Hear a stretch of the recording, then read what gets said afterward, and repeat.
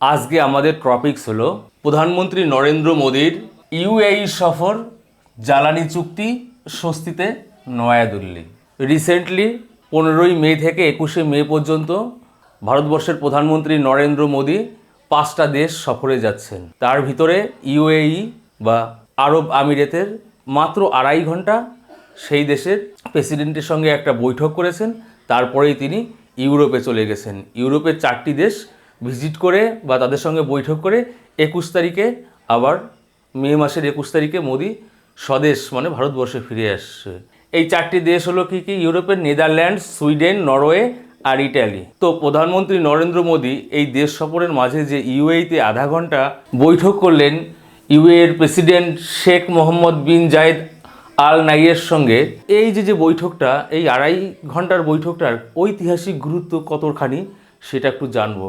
কারণ ভারতের ডিপ্লোম্যাসি দুদিনের কথা চিন্তা করে হয় না, সুদূর প্রসারী চিন্তা ভাবনা করে কিন্তু সেই সব চুক্তিগুলো করে তারা সাধারণত করে থাকে। ফলে মানে সৌদি আরব ইউএই এর সঙ্গে বা আরব আমিরাতের সঙ্গে নয়াদিল্লির কি কি চুক্তি হলো সেটা একটু জানা যাক এবং বিশ্লেষণ করা যাক। প্রথম যে চুক্তি আমাদের শক্তি নিয়ে। শক্তি কি? শক্তি সাধারণত তোমার পেট্রোলিয়াম থেকে আসে, সোলার শক্তি বা এনার্জি। এখানটায় শক্তি সাধারণত এসছে জ্বালানি কিনা নিয়ে। তো ভারতবর্ষ এই মুহূর্তে ইউএই থেকে তেল কিনবে বা সৌদি ইউনাইটেড আরব আমিরাটস থেকে তেল ক্রয় করবে, সেখান থেকে পেট্রোলিয়াম ক্রয় করবে, এলএনজি, তারপরে সে যাবতীয় তেল জাতীয় যে সম্পদগুলো শক্তি সোর্স সেইগুলো ক্রয় করবে এবং সেটা নিয়ে আরেকটু পরে আলোচনা করছি। এছাড়াও আছে কি প্রতিরক্ষা খাতে এবং সন্ত্রাসবাদ দমনে। তো এই 2 দেশ চুক্তি করেছে প্রতিরক্ষা খাতে, মানে নিজের দেশকে বাইরের শত্রু থেকে বাঁচানোর জন্য কি কি করলে ভালো হয়, কোন কোন ডিফেন্সিভ অস্ত্র এবং তার আদান প্রদান কিন্তু হয়েছে। 2 দেশেরই দেশকে বাঁচানোর জন্য বহিঃশত্রুর আক্রমণ থেকে প্রতিরক্ষা বিষয়ে চুক্তি হয়েছে। এবং সন্ত্রাসবাদ, বর্তমান বিশ্বে যেরকম নানা রকম জঙ্গি সংগঠন আছে তাদের থেকে দেশকে কিভাবে মুক্ত রাখা যায় সে বিষয়ে কিন্তু নানা রকমের চুক্তি হয়েছে। এছাড়াও পরিকাঠামো একটা দেশ, সেই দেশের কীরকম ইনফ্রাস্ট্রাকচার হলে দেশটা দ্রুত ডেভেলপমেন্ট করতে পারবে, কোথায় কোন ধরনের কাজবাজ করা হবে, কোথায় রাস্তাঘাট করা হবে, কোথায় শহর নির্মাণ করা হবে, কোথায় বন্দর নির্মাণ করা হবে, এই যে সব কাজগুলো তাতে প্রযুক্তি এবং সেই কনসেপ্ট, তার যে ইঞ্জিনিয়ারিং বিনিময় কিন্তু 2 দেশের মধ্যে স্বাক্ষরিত হয়েছে। এই পরিকাঠামোর পাশাপাশি আরও কি দেখা যায় যে ইউএই বা ইউনাইটেড আরব আমিরাটস আমাদের গুজরাটে একটা বন্দর নির্মাণ করবে এবং সেখানটাকে সেন্টার গড়ে তুলবে। সেই সেন্টারে কি হবে? জাহাজ মেরামতি করা হবে। 2 দেশের জাহাজ, তেলবাহী জাহাজগুলো, ট্যাঙ্কার কিংবা মালবাহী জাহাজগুলোর মেরামতি করা হবে। সেই জন্য কিন্তু টাকা ইনভেস্ট করছে ইউএই ভারতের গুজরাটে। আরও কি দেখা যায় যে অত্যাধুনিক প্রযুক্তি চুক্তির মধ্যে সাধারণত এখন যেটা নিয়ে সারা পৃথিবী ব্যস্ত, এআই মুড মানে আর্টিফিশিয়াল ইন্টেলিজেন্সি। এই 2 দেশের মধ্যে এই প্রযুক্তি নিয়ে কিন্তু দ্বিপাক্ষিক বৈঠকে আলোচনা হয়েছে এবং চুক্তিও হয়েছে। চুক্তিটা কি? ভারতবর্ষের সিডিএসি, যার full form centre for development of advance computing, এই যে সংস্থাটা, এই সংস্থাটায় ইউএইর বা ইউনাইটেড আরব আমিরাতের G42 একটা কোম্পানি, তার সঙ্গে কিন্তু চুক্তি করেছে এআই প্রযুক্তি উন্নত করার জন্য। 2 দেশের যে সকল কাজেই এআই এর ব্যবহার হবে, সেটা তোমার এয়ার সিস্টেমে হতে পারে, ওয়াটার ক্রাফটে হতে পারে এবং ল্যান্ডের পরে যে কোনো কাজে যদি এআই এর ব্যবহার থাকে সেই সব জায়গায় কিন্তু 2 দেশের এআই প্রযুক্তি বিনিময় হবে। এই নিয়েও চুক্তি হয়েছে।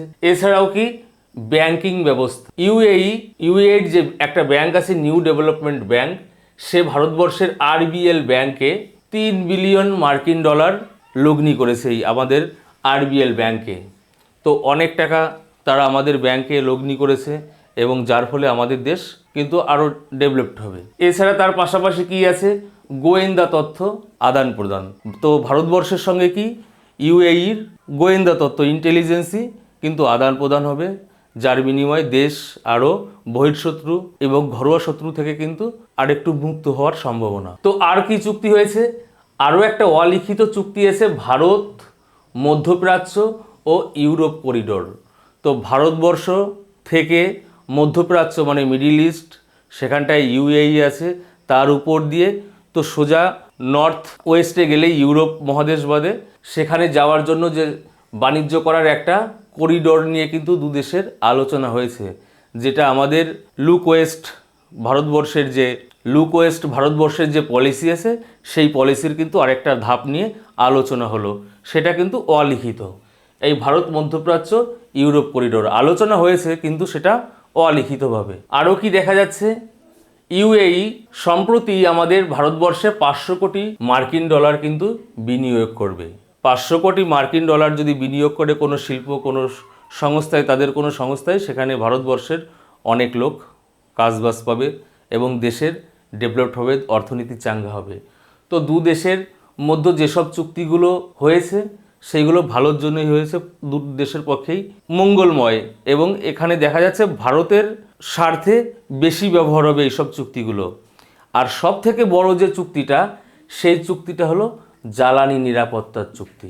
জ্বালানি নিরাপত্তার চুক্তিটা কেমন, আমরা কিছুদিন আগেই দেখেছি যে এই ইউএই বা ইউনাইটেড আরব এমিরেটস এই মধ্যপ্রাচ্য সংকটে, ইরান মার্কিন যুদ্ধের মধ্যেই ওপেক থেকে, পৃথিবীর মধ্যে ওপেক যার full form oil organisation of petroleum exporting countries, মানে যে সকল দেশগুলো তেল বিদেশে বিক্রি করে থাকে, যে সকল দেশগুলো উৎপাদক দেশ, তারা কত দামে বিদেশে তেল বিক্রি হবে, কতটা উৎপাদন করা হবে, কতটা রিজার্ভ করা হবে, তাদের মধ্যে কিন্তু একটা সংস্থার কাজ করে বা সংস্থাই এই ওপেক। এই ওপেকের শর্ত মেনেই কিন্তু সকল দেশের তেলের ব্যবসাগুলো কিন্তু সারা পৃথিবীর সঙ্গে করতে হয়, মধ্যপ্রাচ্যের দেশগুলো। কিন্তু এই ইরান মার্কিন যুদ্ধের মাঝখানেই কিন্তু এই ইউএই এই ওপেক সংস্থা থেকে বেরিয়ে এসছে এবং এসে তার নিজের দেশের উত্তোলক তেল সে ব্যক্তিগত দামে, সে ওপেকের কথা না মেনে কিন্তু তার নিজের ইচ্ছা মতো সার্বভৌমভাবে কিন্তু সে বিদেশে বিক্রি করবে। কার সঙ্গে বিক্রি করবে, কোথায় বিক্রি করবে, সে বিষয়ে কিন্তু তারা কখনোই ওপেককে কোনো মতামত জানাবে না। তো এই যে ওপেক থেকে বেরিয়ে এসছে এবং মে মাসের 1 তারিখ থেকে সে তার নিজের মতো করে ইউএই তেল বিদেশের মাটিতে বিক্রি করতে পারবে, এই যে সুযোগটা, এই সুযোগটাই কিন্তু ভারতবর্ষ কাজে লাগিয়েছে আমাদের প্রধানমন্ত্রী মোদী সরকার। তো এই সময় যদি ইউএই সঙ্গে বড় ধরনের চুক্তি করা যায়, জ্বালানির চুক্তি, তো সেখান থেকে ভারতবর্ষ কম দামে এবং ওই হরমুজ প্রণালী না ঘুরেও কিন্তু ভারতবর্ষে ওমান উপসাগর দিয়ে তেল আনা যাবে। সেখানে ইরানকে ট্যাক্স দিতে হবে না, সরাসরি ওই হরমুজ প্রণালী পার না করে এই পাশে ওমান উপসাগর দিয়ে কিন্তু তেল আমাদের সরাসরি মুম্বাই উপকূলে আনা যাবে।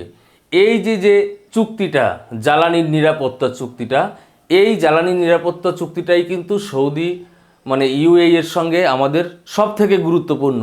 আর উপরের যে সকল চুক্তিগুলো আছে, সেই সকল চুক্তিগুলো যেমনটাই হোক না কেন, এই জ্বালানি নিরাপত্তা চুক্তি এটা কিন্তু সব থেকে গুরুত্বপূর্ণ। সেখানে দেখা যাবে যে ইউএই ভারতবর্ষে এলপিজি সরবরাহটা কন্টিনিউ রাখবে, যেটা লিকুইড পেট্রোলিয়াম গ্যাস বা এলপিজি, সেই এলপিজি গ্যাস সরবরাহটাও কিন্তু কন্টিনিউ রাখবে এবং 3 কোটি ব্যারেল তেল রিজার্ভ করে রাখবে সবসময় ভারতবর্ষের জন্য। তো এর ফলে কি, ভারতবর্ষ যে তেল সংকটে ভুগছে, দুদিন আগেও মোদির বয়ান এসছে যে তেলের ব্যবহার সীমিত করে চলা হোক, সেক্ষেত্রে কিন্তু এই দেশ থেকে তেল আসা যদি চালু হয়, তো আমাদের দেশে এই সংকটের মধ্য দিয়েও, বিশ্ব তেলের সংকটের মধ্য দিয়ে কিন্তু ভারতবর্ষ একটু উঠে দাঁড়াবে। যেখানে পৃথিবীর সব দেশে তেলের দাম বাড়লেও ভারতে সেই তুলনায় কিন্তু তেলের দাম বাড়েনি। আর এই চুক্তি ফলে যদি তেল আসা শুরু হয়, তো আমাদের দেশে আপাতত কোনো তেল সংকটের চাপ পড়বে না।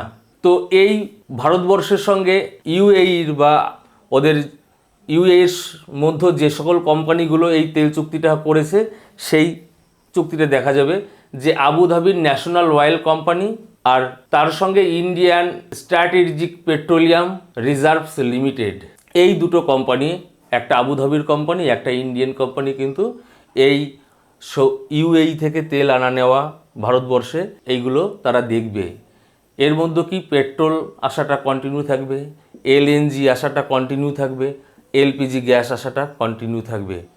এর ফলে কি হলো, ভারতবর্ষ কিন্তু জ্বালানি সংকট থেকে নিষ্কৃতি পাওয়ার আরও একটা ধাপ সামনে এগিয়ে গেল। যে ইউএই বা ইউনাইটেড আরব আমিরাটস ওপেক থেকে বেরিয়ে এসছে, নিজে স্বাধীনভাবে তেল বিক্রি করতে চেষ্টা করছে, সেই সবাই কিন্তু ভারতবর্ষ তার সামনে সবার আগে ক্রেতা হিসাবে কিন্তু হাজির হয়েছে। সেখানেই কিন্তু ভারতের ডিপ্লোমেসিটা কাজ করেছে। থ্যাংক ইউ দেখার জন্য।